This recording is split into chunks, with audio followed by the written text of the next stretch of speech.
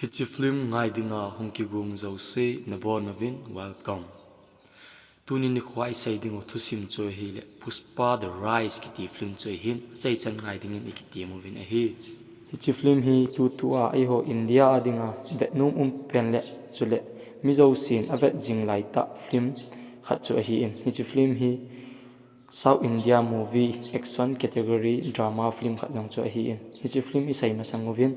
hichi film ma ahung min chunga chule hichi film ma main role hin la ho min chom cha in sai ding hin ama sa pen hichi film hi 2021 December 17 ya ne ki release hin hichi film hin gonga hin ngai tu director hi le sukumar hi producer ai pan pi over Y Ravi Shankar le Naveen Yerneni.Y lane chule hichi film hi sum tam pi lu na tho film a hin hiji chun ni pi hon jo akivat nomin chule akingai nomin hi hichi film ma sum du zat mo mong chue hi a hi le kor jani le songa ki ka la lu nin chule hichi film hin amu zat sum mo mong chue hi le kor jathum le song gu lenga fal amutan hi hichi film ma hero ai pan pi uwa Pushpa tia I he jingo alim newin he no Allu Arjun hin anunga a hungpang Bollywood actress min thangta Srivalli tia ki ko Rashmika Mandanna Pushpa nungzuya kesar a hungpanga Jagdish prata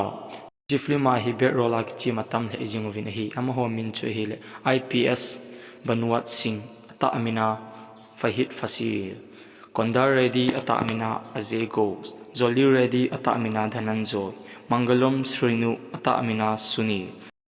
MLA apang Bumi Reddy Sidipa Naidu ata amina Rao Ramesh Tun thusim cho anangai dingin anaki guchi taw hite thusim kahin saina kahin sai khirong ni ki ngai da mo hitin aniki hethi mo hite thusim jong chai chan ngai ding ni ki ti mo ve thusim hi akipat pana kesar ki tipan background tai ma neu kha ase hin hichi film hi ki mu pat pana hin Japan gama amho merix ki chena golwa kha hi apasal te hon numai te koma chu custom dungzuya amho custom dungzuya guitar ki ti hi pi zio hin hichi te guitar pi lo na peno chele imasdang ji hi lo hi guitar cho man tam hi pon guitar a ke simna athing pa ji man tam ji a hi hichi guitar he pi zio hi Japan gama hichi guitar ke sim wang hin hichi ke sim na thing pa hi Japan a ki mulo hi China akuna Japan a himpu hin China munayang chui chi thing hi ke lo hi Magadiras ki ti kong kai muna kuna so hin pu som kin o hin Magadiras kong kai muna kuna yong chu trangin mun gam hata apa na ahim pu ki no ahin hichi thing hi sicharam ki ti hichi gammang la bawa chu kimwa ki a ahi thing phung ki phul hu a ki zu do ki ti hi hichi lai muna government hole police ho in a kha thupi pen ta uchu ahin hichi lai muna kuna thing pu do ding tia hi le zan ti lo wa hi kumana pu do ngam lo hin ji chun tu hin sin chong ki helin tata khali hleitin ong hleijin anunga police tampin a hin dalin ahi hichina hin police hon a hin dal phawin ipidinga ke ho akuna nang hi pai jam do ki gun him atia ile tata driver pa chun police pa chu nasata in a hin vo in ahi hichin ahung kum lain tata driver pa chu ta hung kum la pai hile e hon hi no film a dinga main hero Pushpa ki pa chu ahi police khari hung thailu na vo gun a hile Pushpa no sang som na piwing ka thi nei ha do vin atile anom povin hichun Pushpa no police ho le vo kine hitichun asaitam chen ahin la police ho anom povin amhoyong kidalo chunga di lovin kidal dal jingovin hichina hin Pushpa yo ahin sai kinin sang som nga ahin ting jong anom pon chule azo jonen inspector pan mi tharin kilen kap ding guna hile Pushpa no lakhat ahin tin hichina chon anom pon police pa chun atu khuta hin je piwin ahin man tawin hi Pushpan hi chi achun isa lo te hin sai kinin ken la khat kati chu no ho zo sia dinga kati hi pon mi khat na la khat chi kati hi ti pha chun akinuk tuvin la khat chi akila ovin chule Pushpa chul ha do tawin hi inspector pan Pushpa za hoya kuna hung him chule namini piamatia hi le Pushpan jong keimin Pushpa hi hichimin hi melchi hi ben tin adala tan hi ajing ni khu in Pushpa anato namuna na tongin ato sai phanin palama ki cholding in hung do in chule to na khana tawin akyang chunga akyang akoi do in num ta ina tawin a hile hichipet ta chun ama ha zon pau hun hung chenin a hi le mi pi ho chu na tunga min dang ho chu to na wa kunin din do su keuvin a hin Pushpa chu to ngai bunga to win a hi le maha zon pa yang lung hang te na ven adala ta na hi ichina chun manager pa ong le thai ro kinin maha zon pa hunga chu pidinga hita chu nom ham atia hi le Pushpa in ka kiang chunga ka kiang ka koi do hi ichina hin no hoi ma sa ka su bui po we ati pi le manager pa nyang hita hi no om dinga hi le laimuna hi na thu thwa nom thei lo ding a hi ati pia hi le Pushpa nyang chuti le ke yong laimuna hi kana to na hi ngang ka ting ke jong na to dang ka ki hol ta nge ka sum chan ding nei pin tia hi le sum chan ding jani la chun jakha ki la in jakha le pin hi chi laimuna mahazon pa hi bebahar dei a hi le bebahar bazara cho pi in lang achal panga kita hen tin ti pin tin adala ta na hi hijilai muna manager pa nungzu ya pang ki sarang hi Pushpa nungzo hi ki zui le phachum da ham ti lunggel anayin chule azui num tan hi ichina hin manager pan hoya chi din hi matia hi le ki sarin jong to pa thu sei chu kalung lai le jinge ke jong ma nungzu lang ka phachum ding a hi tin Pushpa nungchu ki sarin nung azui tan a hi chule hijilai muna na to na ding mun ni a umin khat hi zakhat lon ding a hin khat hi sang khat lon ding a hi zakhat lon ding pen hin wang sit na le ham sit na tu na ding ima pun chule mi tam ta achievin a hin sang khat lon ding na nga wang hi wang sit na tu na ding tam pi au min chule government a phal lo thil bol ding a hin hichina a hin Pushpa yang sang khat mun ding nang jo chun achi tan chule kesar le long anung zui tan a hi hichina hin amoi ahung win a hi le lampi tam ta le chule mole hang tam pi hi a hin zo no win keng lam yong tam pi hin zo no win o zo ne in secha salam ki ti chigam mang thong lu tawin amohon thing sa andinga ingi chu hei cha ho puja ki bolwin thing chu sat pan tawin hi thinga sat lai ta o chun amohon police vedinga akoi CID pa chun a hin he sa ovin referee akamin a hin mun ovin aban ban ke sa tu win a hi le thing sa ho chun police a hung het phan chun azam gam ke tawin a hei cha ho le thing tam ta dar hawin azam tawin a hi Pushpa in yang kichat na nei lo hilen ipdinga police ni la thumbe bunga na jam moham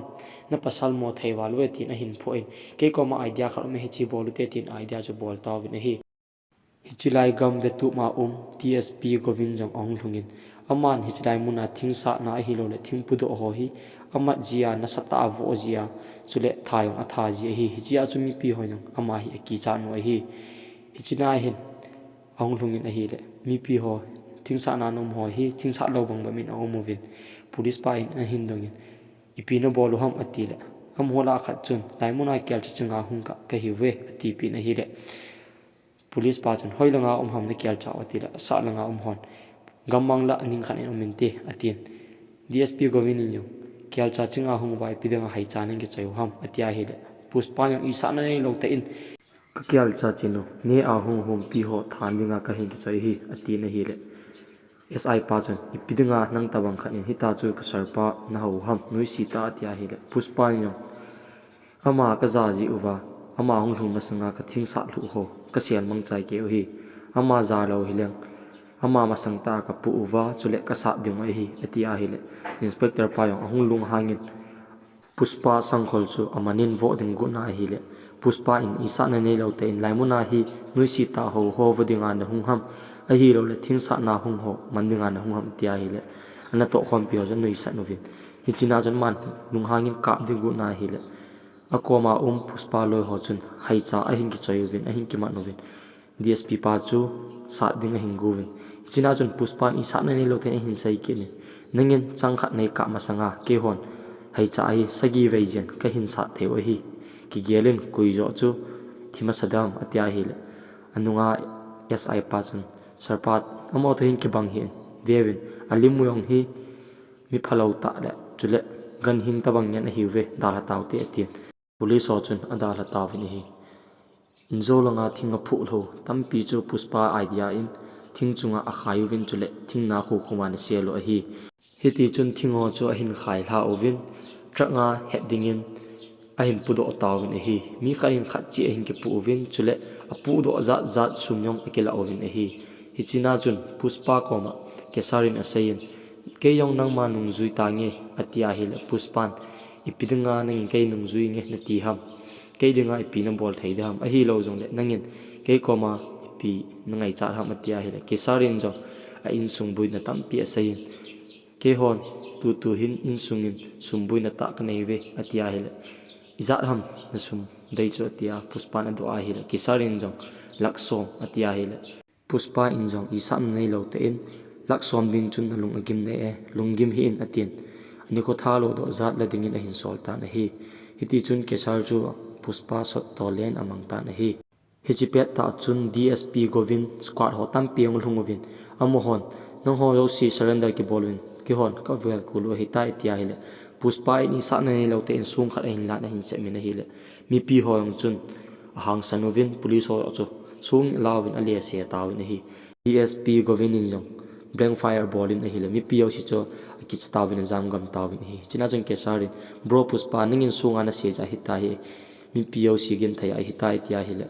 Pushpa in tula thing chu ala ke nin chule ta ta chunga le lunin kha hoi selan kai cha ben chule gari chu hin tolin a hin jam pi ta na hi hichina chun DSP Govin hon jong police hon chun a hin dalovin hichi chun Pushpa in ha tola hin tolin gari chu mun khana sel mangin chule ama isan nei lo te kiang lam ana zonin lampi an dingin a hi le DSP Govin in jong ta chu hoyan ko hi ta hlan sial do hamatia hi le Pushpa in na sa na nei lo te in lai muna hi ni sayong asai police station a chiu hite tin gari chunga chun samlovin a kal do in akiang chunga akiang ngam do kinin a tauta na hi zel chunga a henovin a truck na chu adongovin na hi le Pushpa in yong asai hin hiti chun aziap movin na hi le Pushpa zia ma police ho chu alal gam taw in hi hichina chun Pushpa in tui atia hi le amhol a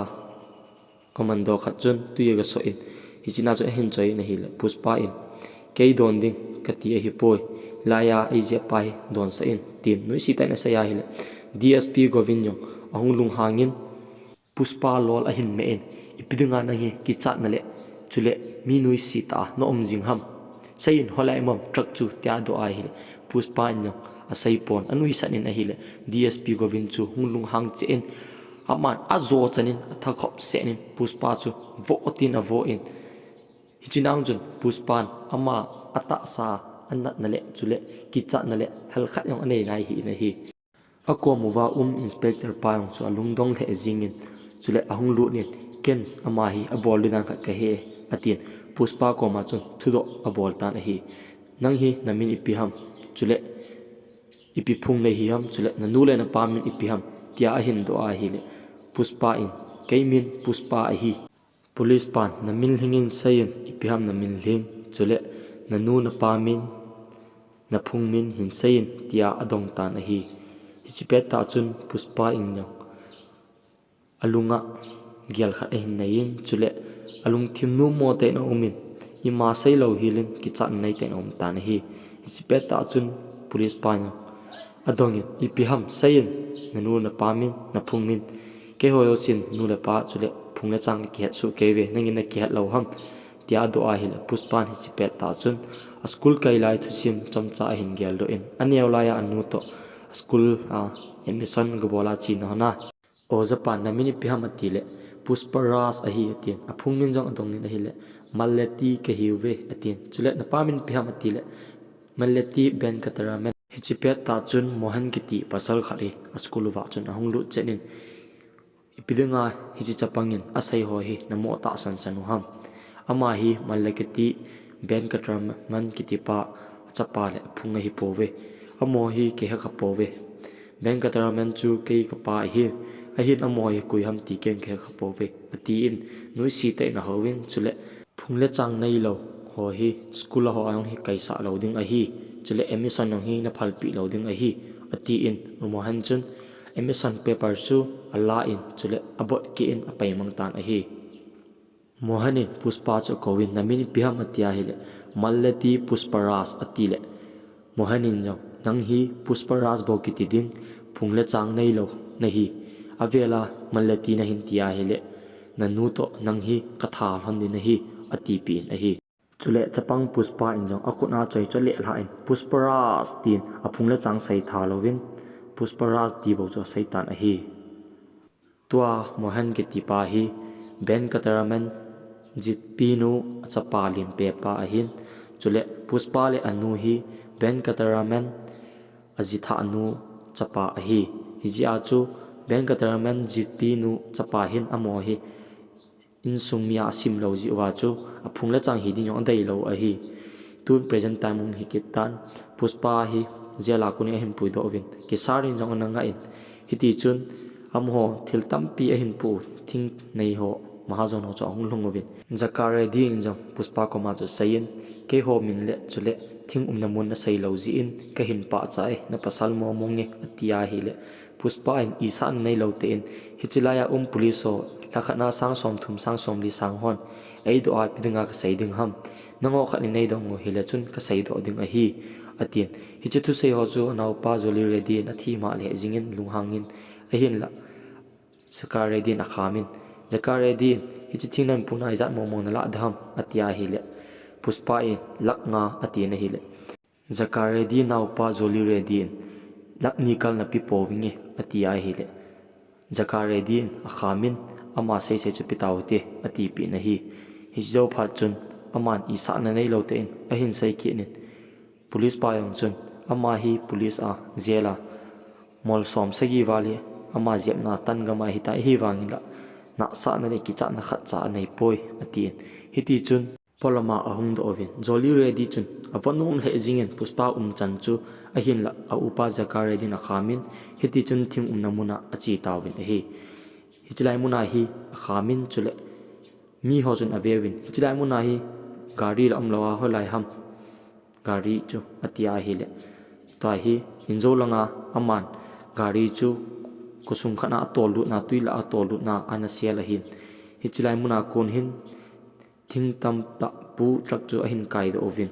hiti chun akinuk tu naw bangin la nga chu ahin kila hlonin aung hlon tan hi hichina chun kisarin sayin la nga hin mi ba chu kisado thei tan te tin akipa le jingin hi Pushpa in chang chu imacha don but lovin awmin ahin gari chunga kaldo dinga ahung hlana hi le zoli redin nangni phat ki chai hi tai nangni nikenga ngon dam piano nan bahara ding tin somni le la pi in adal hatan hi ichina chun Pushpan kisar chu adongin hichi gari ho izat momon ki pidham atia hi le kesarin jong laknga ho hinte tiena sai pin Pushpan kisar ko ma chun hijidawang gari khari hin join lang hin tolin atia ai hile kisarin bro Pushpa chichu bol hi ben isumwa hi mi pat them kha be sa do ding kati hi atia hile Pushpan hichi hi izat hi kei gari ahung ka hi gari ma mak clearing hi gari khat gala in showroom pan ati pin asol tan hi kesarin jong Pushpa sei chu upai nei lojin asai bangin gari khat chu gala in a hin join akhusungwa a hin tolin hi hiti chun Pushpa in anu koma gari chu ahin puin chule anu ve sein hichi hi na nga dinga ka hin cho hi tin anu kom chun sein chuzawin kesar to Pushpa chu konda ready koma ahungin hichina hin joli ready kui mi hau kharam hintem ti avena hi le Pushpa ahung kum lan cha kon chun insung ahung lut in Pushpa chu mi pio si cho tawin hichina hin bro Pushpa tawin ti hi le Pushpa konda ready pu phale ki ding thau ding a hi pinga ke ka tawdam ve velin ding zo ponge ati lai ta chun konda ready aruma kun chun hung po do chan mi pio she ding su kevin konda ready asot tor hole kha cho vo in amana vo lo na ji pen ta chu hi le athing in pu ho police ho koma ma sa ji hi driver dong hoyong chun asayovin to police pa kuna thing in pu do ding a ha sal he jinge atia hi le Pushpan isa na nei lo te thilna bol thei lo le ka bol thei poi ti vin bol thei lo na sa bol thei sa hi in atia hi le konda ready in nang kuina him atia hi le joli ready nui si te in ni khutha kilo thumi hi ve atia hi le zakar ready na hin sein ama pa hi a hi ithing man tam to police ho khuna kuna hin jam do pi pa chule sunjo sum ga pi na pau chu hi atia le konda ready o nang hi am sum kila pa chu ti le Pushpa yong hin sei henge ke ka hi a hi wangala ken nong ho thil pu man jak la hi poi police ho ni jan in ejep wang le nong ho na le chule thingum da ka sei do lo jak la hi po ve atia hi le joli ready nyo mol tham khat ne amna chu ki bol thei sa na him a hin tin chuta na bol thei a hi le thing za pi police ho khuna kunin pu do timin ati le hichina him Pushpa hichada bang thilai hi bol thei na man cha ding hi poi thu man cha ding hi a hin ti in hichilaya na su hoi hin ba pi ba bol do ding ham thing chunga a lu kha men ki pu chu police hoyong sei dawin ima cha hilo watchman khaniyang nukta ma do ding a hi chi pu don ding in ke koma idea o me a hin ti in hichina chung kondare de lungdongin akoma zoli re dile mi pio chu anoyuvin ima cha hilo nang tabang khani ke ho business thilai nei hilo ha ativin anoi sa tawin a hi zoli re den ipiham na idea chu hinsai na tia hile Pushpa in jong hichi hi ne thei achar thil a hi poi ne thei thil hi le ken zol nga ko ma mi pi za hi kni sa ding hi ta hichi idea hi kondare di kombo ka sai ding a hi a hin tin kondare di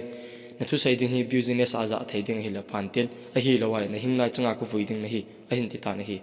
chi zo chun Pushpa in kondare di kom jana sai pi tan tengkar khat hi la ale ateng ki chu a la ding chule anoi thu pa chu thing tam ta koi ding chule achung thua le kha sip pi a hichi a chu bong noi tam ta he na pu ding a hi atin hiti chun as Pushpa in asai ma bangin a bol tawin anoi thu in thing chan tam ta povin chule achung thu in bong noi tam ta a hen ke novin hiti chuna putaw ne hiti chun gari chu Pushpa ne hin tolin check post komol hunin DSP govin na khamin chule athil pu cho check ta ne hi Pushpa in yong a hin sai sarpa masang to ka bang ta poi tua hi bong noi hi zuwa chule kiwa ka hi tawe a hin ti in hiti chun Pushpa in jong ni dinga ka choi sarpa ning in ne in nalal he jing ding a hi na duty bol bol na ti police ong chun anuya thing pu he lo ji chun alha do ge tawin a hi kondare di in Pushpa chani avet na hi la lung lai he jing in Pushpa in jong chule sumja nei pi dung ham thing pu do na he tin jakare di na hin sei kor khat pu na lak nga atin Pushpa in a hin sei lak nga kila apong ya lakli nei pi win atin kondare din alung dongin nang hi angol na hem chule aching na hem lak nga num lo lakli on thum atia hele Pushpa in ken sumtam ka dai poi lakli nei pi win atin taw tan hi chi jun asai ma bangin Pushpa sai zat lakli a him pin a hin kila ina hung han ta na hi hichina jeng kisar alung hang le jing ni pidanga min lak nga na pian nu lowa lakli nan kila ha matia hi Pushpa yang a hen sei amo ho pi zat lak nga ka hin kila a su a iman man sangovin alhom zo lakli hin kila a khunung ting le amo hon ei ngai cha pha no yong le kil sa ta ding chule azo zo na le hichi business a hi partner hi ding hi katup zia ken sumal hom zo ka hin kila hi atia hi le kisaring jo bro Pushpa na hina ching le jingi a hin ti hiti chun bonoi het namuna ahung han ta na hi china bongnoi nga mi tam ta kiwin na dingin anom tan chilaya bongnoi heng ding nu hin chilai thing phunga kuna hi wacha khat be ahung pen lawa hi le tuni ni khuin ken bongnoi hem ponge tia ki ha sila oma hi tai hichina chun Pushpa kui mingol ham hita uma atia hi le akoma na tong mi khat chun ke chanu a hi ken la ka chanu hi ka pho thei pon chule aman asai bo ka bol pi a hi hiti chun a hin tin hicha kun chun thingpunga kun chun wacha khat hung pengin hung liang do tan hichilaya bongnoi heng ding nu hi chiflima hero Srivalli kiti nu choi hi ama hin pacha cha hung pen na hung liang do phanin bongno choban bani na hin heng ta na hi hicha jo Pushpa in hichi Srivalli cho dai cha in chule ni si in ama nung azui le ta na hi ama hin Srivalli ve jing in hin la Srivalli kha ve chai oma hi ahin ve khapon hi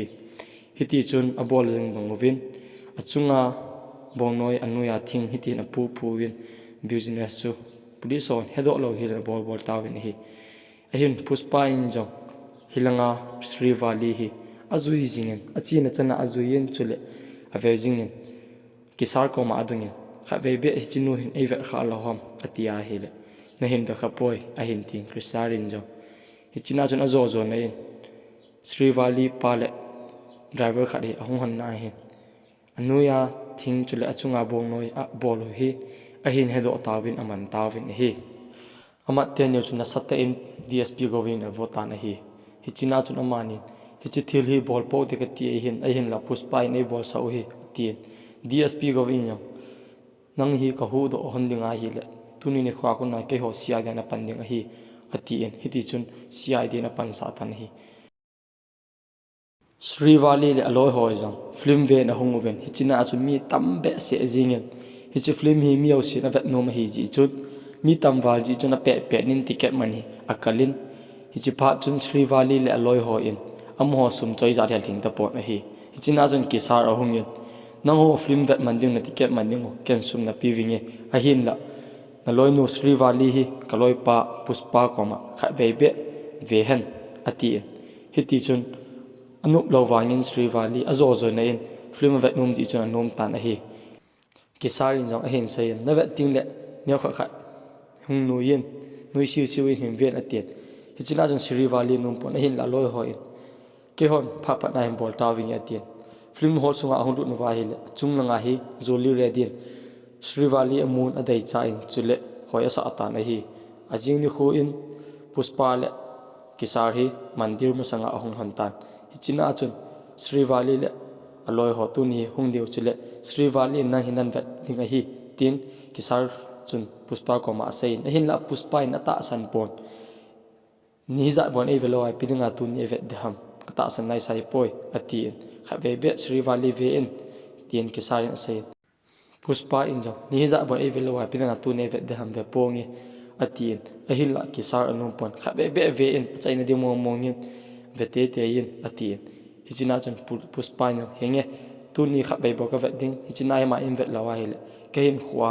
Srivalli hi ka vet lo ding hi tai ti Pushpa in jong a chainen mudim monga hiti chun a hin ven hele Srivalli in jong aloi hon ha Srivalli chun a hin ven a ki vet tu chet honin a hi hichina chun Srivalli aloi hon Srivalli nui dinga se ai Srivalli ong nui num lo sa sa nui na hele Pushpa yong ki pa al he zingin chule amana gyaltan Srivalli hi masanga kun asai do lo thuya ene dei cha de tin amai ki gyaltan hi Pushpa yong ape pe ne Srivalli ka ho pinge tia chi gu na hi le kisari na khamin hi la kham zo lo phanin Pushpa yong chu Srivalli ko ma ga chin masanga kun na sai do lo thu ham ni dei cha ham atien asai ai le Srivalli na hin sai jan ha ticket man lin lo pha na loi pa in sang khat ai pi awa chule nang koma vidinga hin sei hi chija ka hunga ka hung vet nei hi bove hita hung ve en sang khat nei pi jing dinga hi le ka hung jing de atin Srivalli na hin sei pha chun Pushpa yo agyal to banglo hila thilom pha chuna za chal he jingin kisar vo dingin a hin hol tan hi china chun kisar ong kisal he jingin zamin a hin la Pushpa na manin asayin nangin kai hi ipya nei muham chule namai hi suma ki cha theina hi sa ham a hin tin chule man all ta in sein sumi za lo ham atile kisarin jang sang khat a hin tin Pushpa lungdang le jingin kha ve vet na bo sang khat lo atin alung hang le jingin a hina Pushpa in hin sai ken in henge ningin kai mi phalowa nai suwa hi le twai na chi ding Srivalli ko ma sun sai ding sanga ka pi ding kis khat ve nei bol sai tiang ga sai in tiai le kisar nom pon hi chana chana zo jane kisari yang ga sai nge tin om tan hi hiti chun DSP govenin jong ama teni ko ma so sein trak tam pi in thing tam pi hi chenai muna pu ding a hin hi pu sa hi manglam srinu kiti pa godanga koi ding a hin manglam srinu hin nisia chule pha sia hi godang hial jingin to hi kondare di godanga koi ding hin kondare di godang thun chat lenin sei pi uvin atin hijnai nong nin nan sei hona hele lak som nga yong ka pi on de tin akinu tu vin om tan hi chule mangalam srinu kiti pa hi hichi business adinga hi main partnership kha yang chui hin ama hi chenaya kuna thimpu do check post somna thum hi ama khutna kuna hungjam do ding chule main idea himpu do kha choi hin hichina hin konda ready na hin sein ipidinga nangin ke godang wa hi thing hoi na koi nu ham ta hin do ahile srinu nyong ahin sein business ke bol khom pi kaw ready kiti pasal khat hin ama thu a chude ama de ya thing ho ahin ju ja kalung hanga alola kamana ka sat do hi hichi ji a cho main jong police ho ko ma ahin sei do a thing ho hi ahin ma sa dam ti ki cha ja chu nang godang wai thing ja hi kaim pu hi nangin chenai muna kapu do ta ka sia na hosra na ven bi de tin hiti chen sein hichilaya manglam srinu jinu yong hi mi tham mat ki chalo ta hi konda redin ahin sein hichi thing police ho khuna kuna hu do ding chun ima chalung bui hi in tu tua ke ho koma pasal khat na tong mi khat hung on thein ama min choile Pushpa hi ama hung pana kuna thing bong khat chayang hi police ho khuna lut lawa hi tai hi chi thing ho police ho khuna kuna hu do ni ding chun ima cha lungbui hi in ken him bon nai nge phat phat nai atin ain saitan hi konda ready yong chun hita khau lai ta chun Pushpa yang agari na hung wa lut chanin chule Srinu yang ammu in a chan cho ve ne le lungdong le jing tan hi hiti chun mangalam Srinu le agar ho chu achi do taw ne hi amon am chi do na mun wa chu gari nga na mun chana chu inzo langa mangalam Srinu in police ho ko ma sei do in ti pa kaw ready ki ti pa chu amat nova vo ova chu le hinglai changa na vui dan hi hi chi pe ta chun konda redin a hinglai chang chun mai thara aka min athat ta ni hi chi pe ta chun police ho CID dinga pa yang chun akizal he jing tizal he jing tan he azini kho in kisal le Pushpa yang chu Srivalli ta ki mutu dingin laibula ahung ovin hichina chun kisari na kamnam tuina din tin lai chi yang na pin hi pe ta chun Srivalli la loi ho hong lung chen novin hiti chun Srivalli chu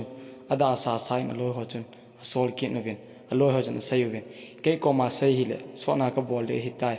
min nang ko ma sai jani na bol lo thei lo he ati ven loi ho chun a hin pho ovin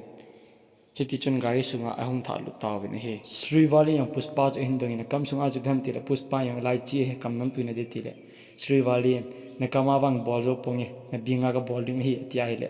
Pushpa in ka kama kis nei bodol dile ka sun nei le vin ti ti chun Srivalli yang henge bol ta hi atin om lai ta chun Srivalli in jam ahin sayin ken ka si pa ding tailo ko ma kis bol ponge ati hiti chun ha kan hong kam in hele aloi ho ong lai lu novin ipiti ham tin Pushpa cho pho ve Pushpa in hin sayin ken ma ko mai ma cha ka bol pai chama hong kam ma he ati Pushpa in ka sum nei levin ta sai ai le ti chun akin niang ne levin aloi ho Srivalli loi hon Srivalli ja ki puivin achi tawin a he Pushpa in kisar kom chun hin sayin Srivalli in kazipa ding tailo ko ma kis bol pong me atin hita cho aziding tailo ko ma kis bol lo ding a hi le Srivalli hi kenga ki chen pi ding a hi tin Pushpa cho ki ha sil ta na hi hichina chun Pushpa agadanga hongin hiti chun thingtam pi tranga hengdo lo he lo am pha na chun lungdong le jingin chule na tong mi kha ko ma dungin ipidinga tu jana thing na het lo ha ma ti le zoli redian tu jang gai het sa lo hi pingai tu ham khe pove ati su kevin Pushpa na hin sayin to hi e ho godang hi police on he no hi tai police tam pi hung ding hi tai chule thing hi zat pi hi police ho khuna khat cha hi kama sa lo ding hi atin hiti chun hei cha khat ki la in ko cho han ku a hi le akoma ta tong mi ho chon hong hin jo khale zoli ready hum pha lung hangin te tin hin la Pushpa isan nei lo te in a hong tho tho nei le asunga chun zoli ready jan le alu pg numai ho khat ano min hichu numai nu chu Pushpa asang khol a pin a him pui de in na tong mi ho kom chun a sein amba nu hi ain jang ge thawin tin asol ta ni hi hichi pe ta chun zoli ready ang hulung chanin nangin kanumai koi la doi ti hi diam atia hi le Pushpa ni hin sein police so toy hung ja ding wa ipidana nang nup ta nom ham thing hizat pi hi tranga het do lo ding kho sa lawa le chuta chu nup ta hin khu manga na hi ham tia in sayai le zoli redin hi chi kai godang he ka thu e nang ma chana ki kum na di om poi atin Pushpa ahung ding do na sayin hichilai business adinga hi kayong ali chana partnership ma ka pan hi ni het lo hom tin hang san ta in sayin hi chi pet ta chun konda redin a hin kolin a kyaul honin konda redin a hin sayin police o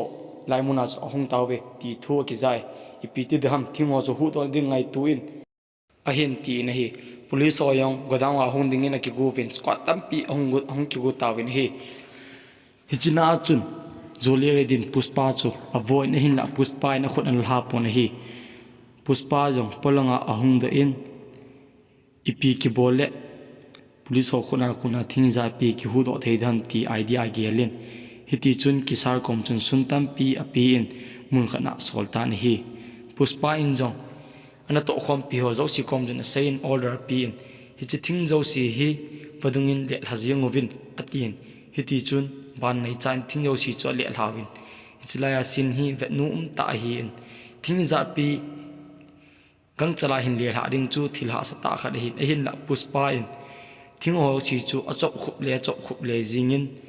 nal ta in thing chu zat pi chu padunga abonin ali alhain chun konda redin anaupa zoli ready chu ahin kolin police o ahung ta hi le thing ho si chu mat ding hi tai hitilaya nang no omna na hi le nang na mo ding hi ichi chun na mo na lo ding in hung jam to in lai mu na kun chun police on thing ho chomat na hi le Pushpa king ho ding hi atien hiti chun zoli ready le aloi hong jam do tawin Pushpa in jong thing yo si chali alhawin thing khat chu ale alha haivin hiti chun Pushpa in nal ta in JCB among cha in thing chali alha chani na hi le akoma umyo si godang umyo si chun imacha bolo bang ba benom kinovin hiti chun police ho chun thing ga wat wa ga check wai la khat cha check do ta povin hi in zo kuna kisar Pushpa na hin sol cho hi le chilai dam tingpa ko ma hi sumtam PPA chude dam hi chom khat ka khading ti a hi in hiti chun suma pi phanin dam kha pang ja anumen dam chu atingwin thing chu za pi chu nom ta in a hu do tawin a hi hiti chun DSP govinin jong thing khat cha ba do lo ji chun aza chal he jingin hitina chun Pushpa na hin sein kei nei mu wa hi le thing na mu lo dingu thing na mu wa hi le kei nei mu lo di mu a hi tin dialogue nal ta in a jemin hiti chun DSP govini no asain tuni ni khuin nangin zo tai a hin la ken ka hin mat ni lawang na sa lo ding a hi tuni ni khu nang na zo jin num te in celebrate ki bowling in tin adar ta na hi hichin a chun Pushpa in thing chu za police o khuna kuna hu do ji chun nai program din ta gongovin hichina hin businessman lin ta hole chule MLA alin lal ho si to om khom vin chule ane khom dong khom tawin hi hichina chun Pushpa na sayin mangalam srinu in thinga zu za chule afana mi ta ke ho tan chule ei ho sumi pi za no ka hi sa ma hi le hlombe se jinge ati in konda ready ko ma chuna sai ta na hi Pushpa na sai ma bangin konda ready in zong mangalam srinu in suma pi za no hi hloma sa hi a hi wangala mangalam srinu ki cha jai sai ngam lo hi hiti chun Pushpa na sai bang chun konda ready jong Pushpa sai bang chun nomin konda ready na hin sai thing man akal kha hi le nang to kai 50-50 ai kyo honding a hin la mangalam srinu in ahung lung han kha a anup kha lo wa hi le kai hin a sai ti nan sai do a hi le nang yong ka tha ding na hi ati in a hin Pushpa in isa na lei lo te in a hin sai henge ka hin sai ding anu ma hi le nang to kai 50-50 ati tai Pushpa yang businessman lin ta to khom chu avian hi le Srivalli pa yang thang sil he jingin hichina jon kisari na hin sai ama khuna tu padinga na dei lo ham a hin tia hi le Srivalli pa in jong kui cha ham chu le kui phungam khelo chicken iti ka chanu ka pi ing dham ati le kisari na hin sai ama hi Malati bank kataramen chapa new pem pa hi atia hi le Srivalli pa yang chu alungdong he jingin a hi ajing ni khu in Pushpa in anu a hin ki puin chule Srivalli saiding in ahung tawin hi hichina hin Pushpa in alaya elaichi chovet sa in Srivalli cho dai ta na hi hitijun Srivalli ang kilung han sa al he jingin a hi hichipet ta chun Pushpa up ata pempa mohan nong cho hung wa lu nin hichina in ahung sain amo hi pi bola hung ham a hi lo jong de ipi hung bolo ham ti in ahung dongin chule noi si tan ho ta na hi hita mohan e hin sai pha chun Srivalli pa yong alungdong le jingin Pushpa hi na nau pa hi lo ham tia hin se ya hi le mohan e hin sai ama hi kui ham khe khapoi aman ben ka tarmen ka hi ve ta ki ho phunga om dingut hi ke ho kanum poi chule kem kanum poi tia a hin se ya hi le Pushpa hung lu hangin a vo gu nai la nu na khamin hi chun mohanin ration card hin le do in Srivalli pa cho ve sa in ven chidaya hi Pushpa Raj ti bo ki ji hi apung min ki ji tha poi hichina chun mohanin a hin sain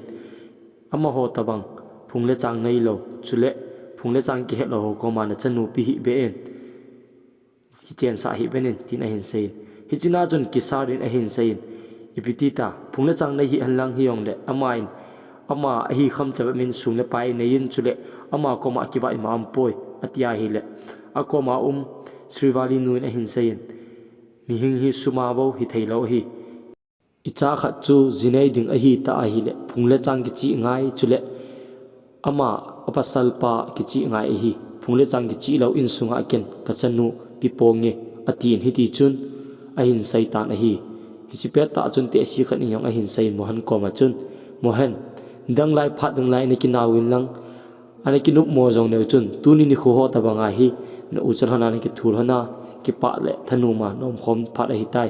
ti na hin sai na hi midangin thu za sei pi jong le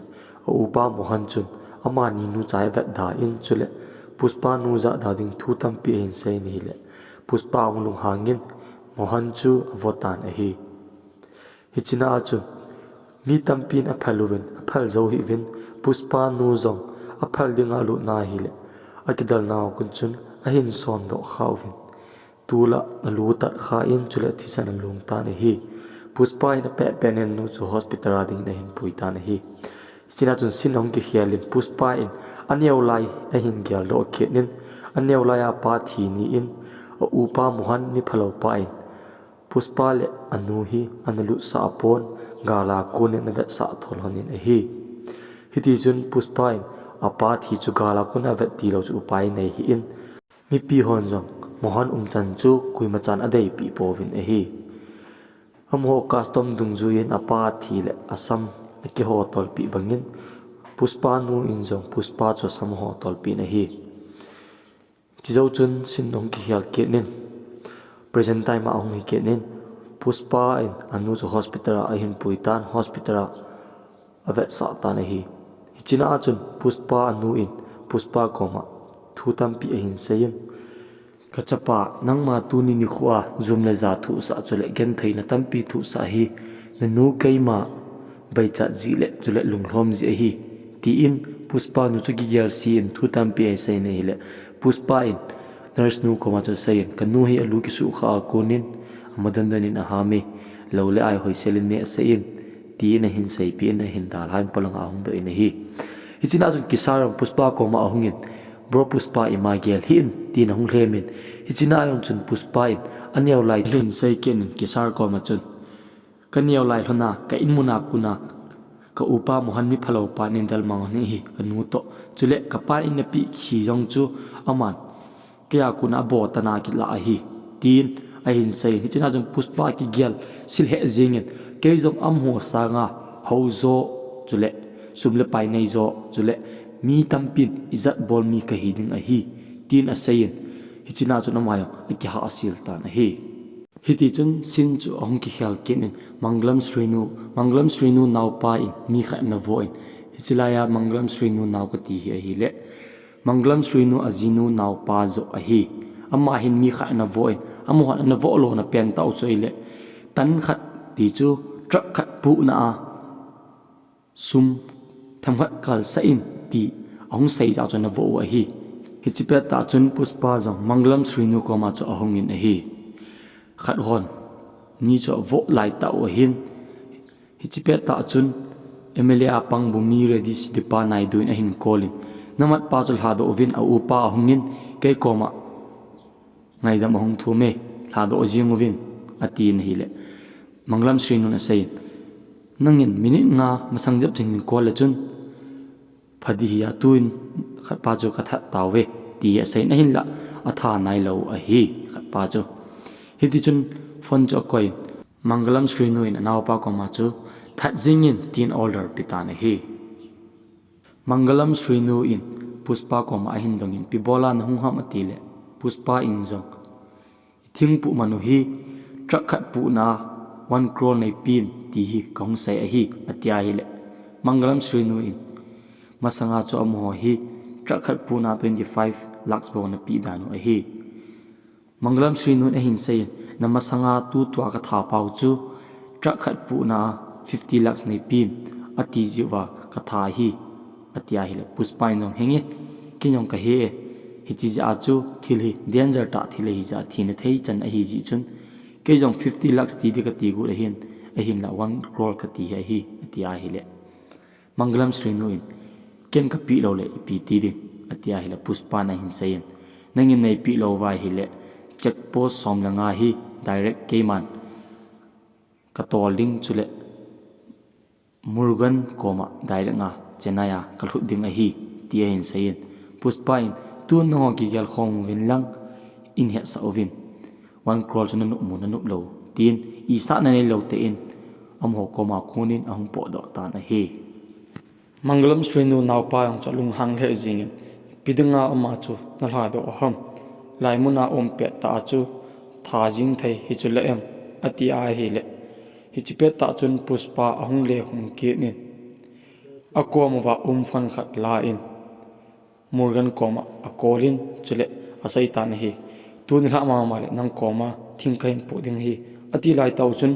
Mangalam Srinu ga lo khani Pushpa jo vo gu na hi Pushpa jo in ahin le vo in chule am ho chu na sat ta in ana votan hi Mangalam Srinu ga ho chun Pushpa koma khat vai chayong akhot hla man po win hi hichipe ta chun Pushpa dialogue nal ta kha eng je min Pushpa tia na za uchu flower tia na gelu ham flower ti chu pa acha na hi sa ham ke hi pa acha ka hi poi fire ka hi ti na chu mai ka hi atin dialogue nal ta kha eng je min a hin dala tan hi tun sin chu ong khialin Pushpa le isar rong hi Chennai muna Murugan ko ma hong lon tan hi Murugan ta ki motu di tia le Murugan ga lo chan phal povin Pushpa hin sai hi chithing hi Murugan ga sa in ati pitan hi gar hoyong chun Murugan ahum ve sa in hi le Murugan hi chithing mu chun adayin chule hoya sa ta na hi chithing hi masangai on mu kha lo amon business bolo thing ho sangai man tam jo chi thing kha a hi Murugan en dongin holai na la ham chithing hi atia hi le vaccine ne kha na veo hitin secha salam kiti hichigam manga kuna chu ne kha ilut bia hi le hichi thing chu kya hi ahin la hichi muna hi kui ma chan lut ngam pon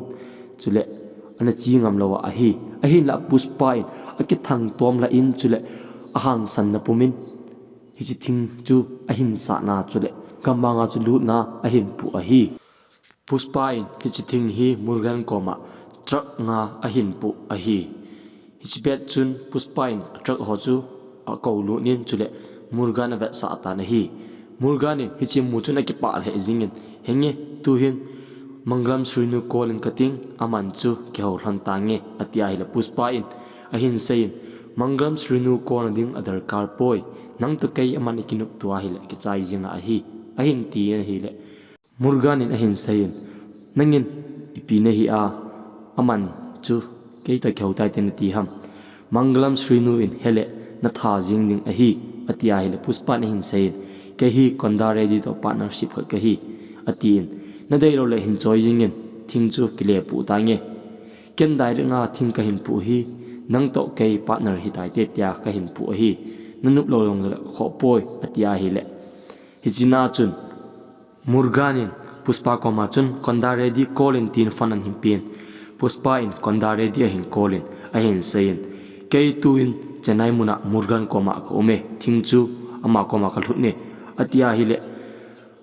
jakare di yang alung hangin ipidinga nangin Mangalam Srinu nakal chu a direct nga Chennai muna chu nagal hu ham atia le Pushpa ne hin sain masanga Mangalam Srinu in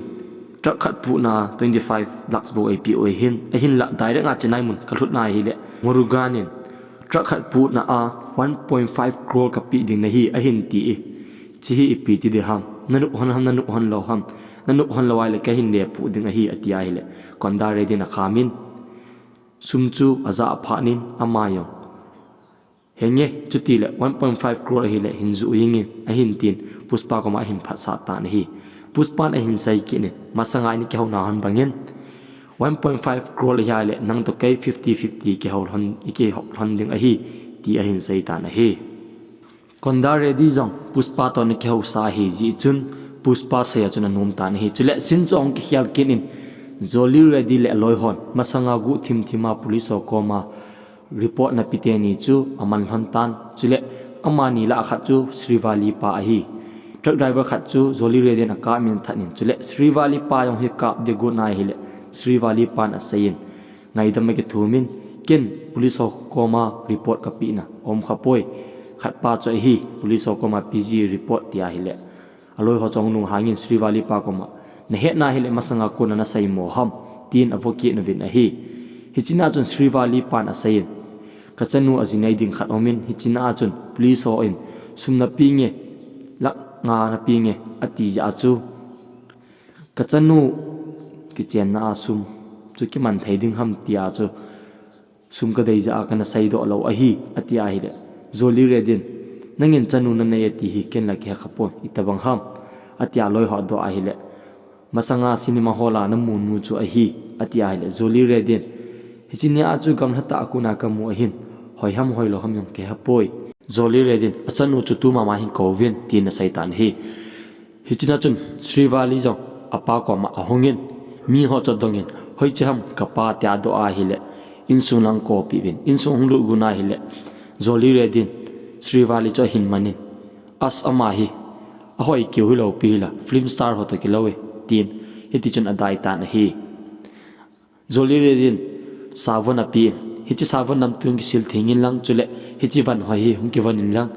zan le hungin tu zani gi khom handing chule zile na pakal ha do ding a hi ti na hin sei pin ein lang hin le sol ta na hi Srivalli jang upai nei lo ji chun zoli ready sei bangin a ki sil thingin chule van hoi chun ki vanin a ina kunin a hin pot do in chule an naw te hong chu ka tai lo chu macha abol thei povin a hi hichina chun zoli redin aloi ho dang ho chu suma pivin no hoyong hoilang phana ga chi jing ovin lang nomin party ga mangovin tin zoli redin jo Srivalli chu anga tan a hi Srivalli jong chu achanga zana ahungin chule in ko khat kiwa hi le Pushpa in an hi tan a hi ngaidam sorry tuni ni khuin hi chan chun ngau hi tin full explanation ka hin bol ji chun ahung sawwali ji in abang bonga hi in sai ding hin a hin aban ting lawang in sai zo ding in ngai chai dung a hi tan hichi aban ka hin upload in ngai thein ding ovin keima million kuki official hichi channel hi yong sin subscribe bolo lai hon subscribe mini bol pi vin lang aban ting le thon lo hila in ngai khom ding ovin ka hin tim su kevin a hi chule kangai lut viewer so yo si ko ma ka sai num khat chu nei ki thu pi theina pen ta ovin hichi video explanation hi share nei bol pi vin lang chule comment jong nei bol pi vin ti chu ka hin sei a hin tuni ni khodingin hi chan chun ngau hitin ka hin sei hi lom le ke ngai da moite